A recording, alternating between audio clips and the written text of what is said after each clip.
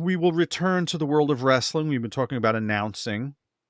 One of my favorite things about this clip is watching Eric Bischoff try to keep it interesting. Watch him try to sell he's selling his ass off for Yukon John, who's cutting a promo about his tag team partner, Scott Norton, who unfortunately has to stand there and endure this as well. Go ahead.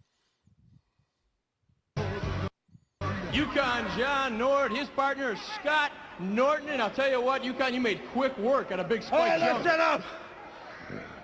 My partner, Scott Norton, I'm gonna tell you a story.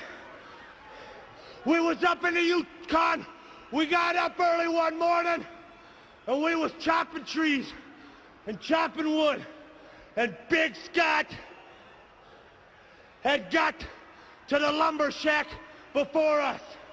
And everybody knows what lumberjacks eat. They eat a lot of pancakes. And the lumberjacks, we all rolled in, and Big Scott had got there about 20 minutes before us. All right. And we walked in. Right? You're done. You're checking what's going on the Golden Girls. At some point, Eric's like, oh my God, 200 pancakes. There he goes. Look at him. Give me some audio on Eric right there. 98 pancakes. 298 pancakes. That's right, 5 more than the world record. You got to earn your money somehow, right? John Nord. I heard a story that Nord walked in the locker room one day and just drops his pants and projectile shot feces like 6 feet against the wall behind him. Bad pancakes? What happened? I guess that's the last 5 that broke the world record. The world record. Came back and creeped up on his ass. Turned Alex Wright into Did you ever hear the Watley? So it's behind him. It's Sheiky and they're going through the customs somewhere, and it's Nord. And Nord's a big old fucking guy. And Nord's like shutting his bag up, and Sheiky's like next one. So Sheiky's, and then they get into they get to the building, and Sheiky comes up to Nord and says, "Oh, Nord, you got my gimmick." He said, "I don't have your gimmick." He goes, "No, customs. I threw it in your bag." Sheik threw his coke in Nord's fucking bag.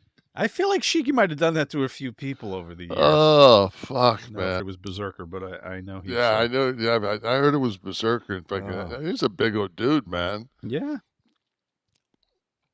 Sheiky didn't give a fuck.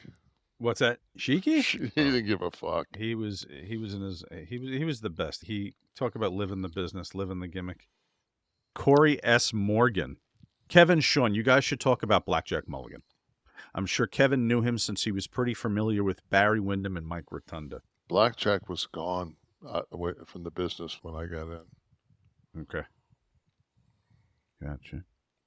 It's so funny how much Barry began to resemble Blackjack as he got older. Yeah. I remember one of the better. Ric Flair's got great stories because it was such a different business when Rick was in it, like in his prime.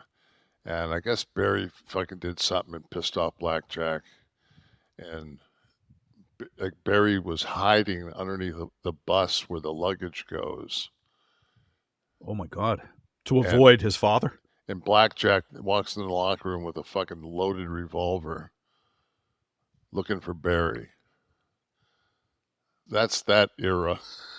Wow. I guess I could be accused of soft parenting, huh?